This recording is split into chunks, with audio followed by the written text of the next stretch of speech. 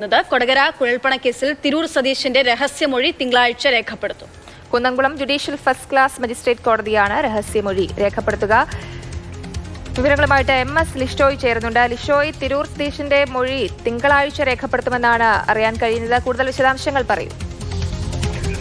തിരൂർ സതീഷ് കൊടകര കുഴൽപ്പണ കേസുമായി ബന്ധപ്പെട്ട് വെളിപ്പെടുത്തൽ നടത്തിയതിന് പിന്നാലെയാണ് ഈ കേസ് തുടരന്വേഷണം നടത്താൻ അനുമതിയായിരിക്കുന്നത്. അതിന്റെ ഭാഗമായി നേരത്തെ ചില BJP നേതാക്കളുടെ ഉൾപ്പെടെ മൊഴിയെടുക്കാനായി പോലീസ് ഉദ്യോഗസ്ഥർ തീരുമാനിച്ചിരുന്നു. ആദ്യഘട്ടത്തിൽ തിരൂർ സതീഷിന്റെ മൊഴി തന്നെയാണ് എടുത്തത്. അതിനുശേഷം പിന്നീട് സതീഷിന്റെ രഹസ്യമൊഴി എടുക്കണമെന്ന് കോടതി പോലീസ് ആവശ്യപ്പെടുകയായിരുന്നു.